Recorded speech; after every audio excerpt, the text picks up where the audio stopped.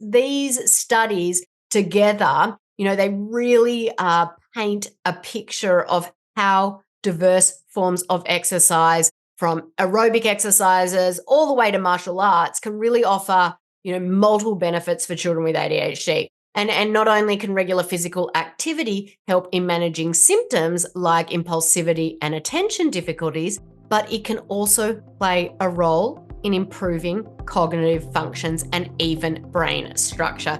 Welcome to the Soaring Child podcast, where parents of children with ADHD learn tips and tricks to help their child soar at home, at school, and in life. We feature interviews with experts, medical professionals, and parents just like you who are learning how to reduce ADHD symptoms using food and other natural strategies.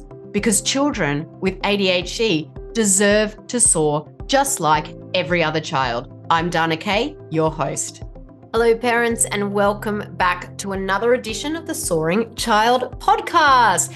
Soaring Child podcast is your go-to resource for natural strategies to support children with ADHD. And in today's episode, it is going to be particularly exciting because we are actually going to dive deep into the dynamic world of exercise and sports. And I'm really going to share with you how transformative they can be for kids with ADHD. We often hear about the challenges that come with ADHD, but what if we told you that there's a natural, fun, and very effective way to manage these challenges? That's right, we're talking about the power of physical activity. So in this episode, we're going to explore how exercise and sport, not only boost that physical health, but also bring remarkable benefits to the cognitive and emotional well-being of children with ADHD. It's got these positives from enhancing focus and reducing impulsivity to improving mood and even self-esteem. The impact of regular physical activity is really profound. So whether your child is, just that budding athlete or just looking for a fun way to burn off energy, this episode is packed with valuable information that you're not going to want to miss. There are very, very few other treatments for ADHD that are better than physical exercise. And as we delve deep today, into these benefits for children with ADHD, I think it's really important first to sort of discuss and really ground our discussion in solid scientific evidence. I know there are always skeptics out there. My husband was one of those skeptics. Sorry to throw you under the bus, Ben. But there are a lot of other skeptics out there on this natural approach. So I've done the research. I've gathered some of those really compelling research studies that highlight the positive impact of physical activity on ADHD symptoms. And these studies, they not only reinforce the importance of exercise, but also really offer us that deeper understanding of how the different types of physical activities can specifically aid in managing and improving various aspects of ADHD. So the first study that I'm going to discuss today was done by Frontiers in Psychology. It was a study done in 2018, and this study really brings to light the power of regular physical activity. It shows that exercise isn't just about physical health. It's a key player in improving cognitive functions like attention, memory, and executive functions. Now, for kids with ADHD who often face challenges in these areas, regular exercise can be a game changer. It can enhance brain plasticity and those crucial executive functions.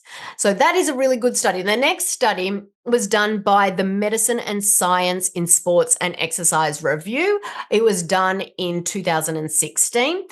It was a comprehensive review that tells us that there's a strong link between being physically active and fit and having better cognitive function and academic performance. What's more important for kids with ADHD? Staying active can lead to better behavior in the classroom. And so it's kind of like this, hitting two birds with one stone. Sorry, birds. Better learning and better behavior. Next up, there was a pilot study done by the Journal of Attention Disorders. It was done in 2020. And this study is particularly exciting. It really suggests that exercise might not just help manage ADHD symptoms, but also positively affect brain structure, like the structure of the brain and function in children with ADHD. This means that exercise could be a powerful complementary treatment, helping to develop the brain in ways that specifically support kids with ADHD. And lastly, and there are plenty more where it came from, the International Journal of Environmental Research and Public Health did a study on Taekwondo in 2019. So the study looked at Taekwondo, but the implications are broader for martial arts in general. Now, it found that practicing Taekwondo improved attention and reduced impulsivity in kids with ADHD. Now, this is a big deal because it shows that martial arts can help in developing better behavioral control, which can be a big challenge for some of our kids with ADHD. Now, I have plenty more studies where that came from, but I don't want you to be here all day with me. I mean, I would love you to be here all day with me, but I'm sure you don't want to spend all day listening to this podcast. So just to summarize, these studies together, they really paint a picture of how diverse forms of exercise, from aerobic exercises all the way to martial arts, can really offer multiple benefits for children with ADHD. And not only can regular physical activity help in managing symptoms like impulsivity and attention difficulties, but it can also play a role in improving cognitive functions and even brain structure. So if you have anyone that is a bit of a cynic when it comes to managing ADHD symptoms, naturally, definitely shoot them over this podcast where I share those studies. Look, this makes exercise a powerful, accessible, and fun tool in supporting children with ADHD. It is important to provide children and teenagers really the opportunity and encouragement to participate in physical activities that are appropriate for their age, that are enjoyable, and that also offer variety because, as we heard, it's aerobic exercise. It's also martial arts, also yoga. There were studies on yoga and balancing that stress. Now, there are guidelines that have been issued by the US Department of Health and Human Services for the different age groups. So if we look at it just broadly, we've got that preschool age children that are sort of aged 3 through 5.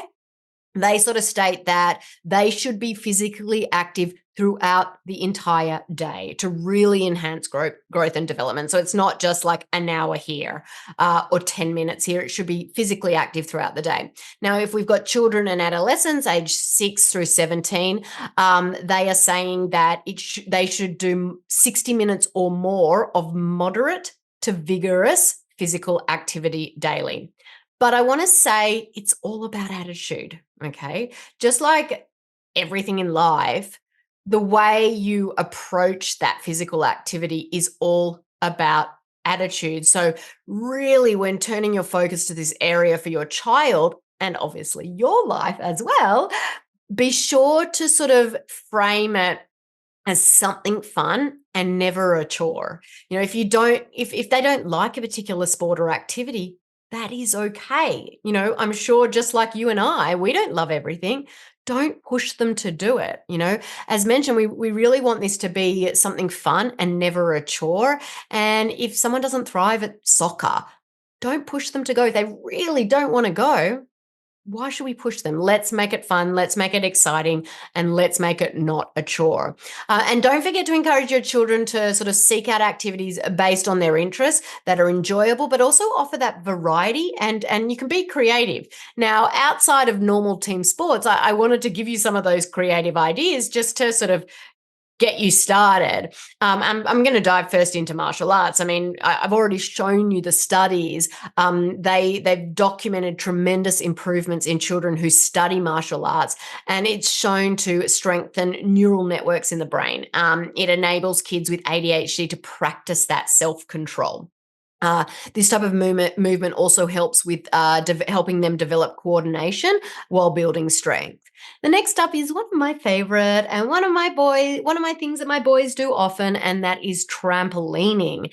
If you've got a trampoline, get your kids out there as much as possible. The benefits are huge, and it's not just about managing those energy levels. The exercise from the rebounding actually stimulates nerve cells to produce chemicals, so these nootropic factors that act like fertilizer for your brain. We're going to fertilize the plants that are going to help them grow. We're going to fertilize the brain to help those neural connections. Now, these are proteins that stimulate new brain cell growth and encourage the brain cells to connect with other neurons. Even better, sort of that against gravity up and down motion when bouncing on trampolines actually circulates oxygen to all the tissues.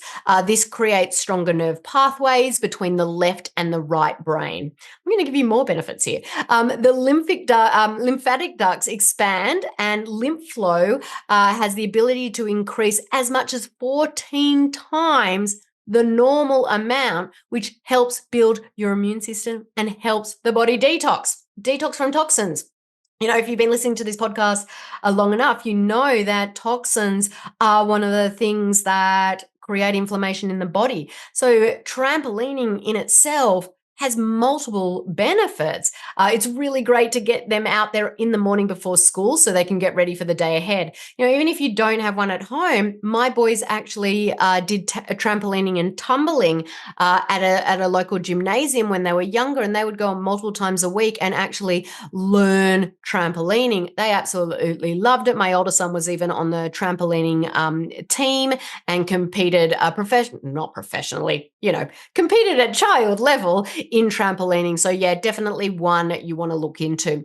The next is unstructured family play. You know, school and community sports are great. They're a great way to get kids active.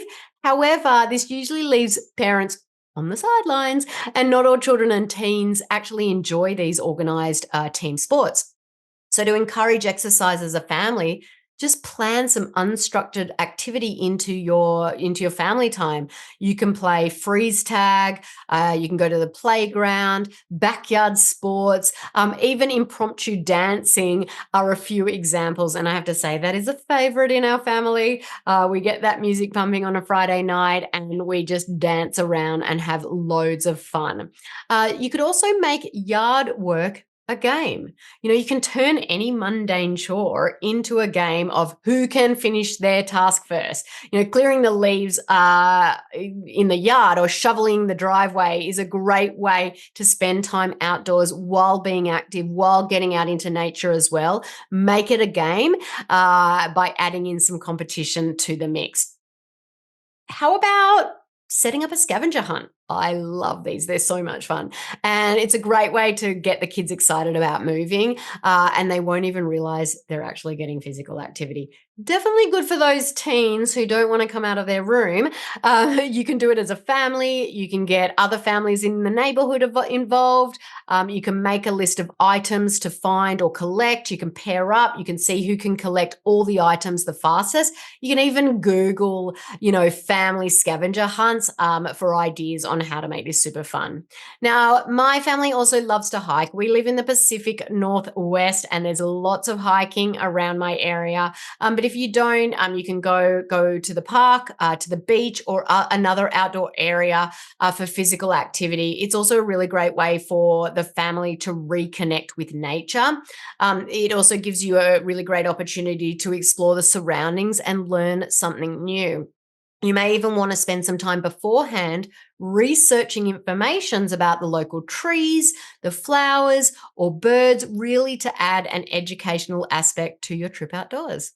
The next idea that I've got up for you, and we've only done this once. We've done this as adults, but only once with our kids, and that's race for a cause. You can sign up for a local event and train together as a family. 5K races can be walked if you're just getting started or if you have very young children.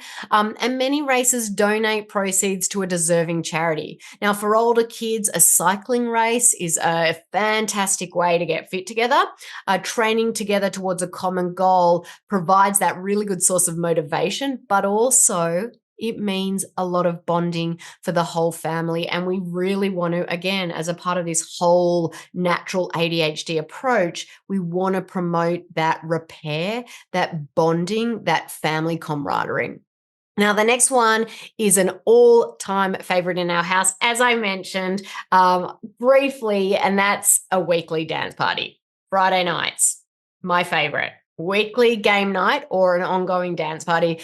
Really, encourage the kids to invite friends over. I know the teens will not enjoy that when you're dancing up a storm. My older son, who is 14, gets so embarrassed, even when his friends aren't there when I start dancing. So he's growing out of that one, but we love Friday game nights. You can even, when they're younger, take turns playing their favorite songs and really getting moving. Now, if dancing isn't everyone's cup of tea, take turns as a family deciding which physical activity to do as a family each week. I also want to give you a few other ideas based on, different ages of children. So starting out with the younger kids, we've got like the preschoolers and the kindergartners. Kids this age love games and they love to mimic mum and dad or their older siblings. So you can try some fun activities like playing follow the leader or Simon Says. You can draw a maze on the driveway, imitate different animal walks, make an obstacle course, a wheelbarrow or crab walk races. You can practice yoga or meditation together. I mean, meditation's not really active, but yoga definitely is, really helps with that calming. Be sure to add music to activities to make them even more fun. Now, for school age kids, this age group has a little bit more coordination and typically have longer attention spans. So get them excited about physical activities by planning adventures. So things like weekend bike rides, backyard frisbee, swimming, rollerblade, hockey, those sort of things. Your child's skill level, so you definitely want to plan accordingly. Then we've got our tweens and our teens. Teens, they may be the toughest age group to get excited about family time, that's for sure. Make sure to incorporate their interests into family physical activity. The goal is typically to put down technology. This may be a good time to incorporate high-tech tools like Wii Fit, the video game, to help integrate your child's interests with a more active lifestyle. For kids over the age of 14, they can have a teen gym membership. You can bring the teens with you to participate in a class or show them how to use some of the equipment. Alternatively, try some at-home workouts. We've got a gym in our garage. You can try yoga. You can even plan a visit to a rock climbing gym. Now, just want to give some final tips really to get the family moving. You really, want to balance the amount of that time spent doing nothing, or not doing nothing, but that's sedentary time, like reading. And you want to balance that with an activity that requires movement, such as like tag, jumping rope, or hopscotch. Even setting aside a time every single day for active play together, perhaps just tossing a ball, having a dance party, taking a walk after a family meal every day, or doing some yoga before bed. When you make it a regular part of your routine, it really is amazing how it just happens. It happens every single day. And, doing that every day for 3 weeks, all of a sudden you turn around, that's your normal routine. You can also designate an indoor and an outdoor area where your child can freely get out their wiggles. You want to encourage children to try a new physical activity all the time so they're getting that variety. And offering toys to encourage physical activities like balls and kites and hula hoops, frisbee, jump ropes, all of those things. Scheduling lessons in your home is another really great way to get the whole family involved in that physical activity. So if you've got a pool, which we don't here in Seattle because it's raining all the time. Why don't you just schedule a few swim lessons at home? You could introduce the family to yoga by hiring a yoga instructor to, start training you for a few sessions so you can do it, after that by yourself. Even getting a personal trainer to come over and help create an age-appropriate obstacle course.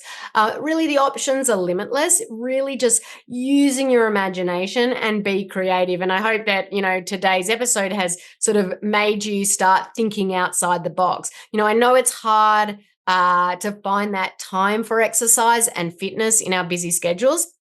However, it really should be a priority as part of optimizing our families' bodies and helping their brains.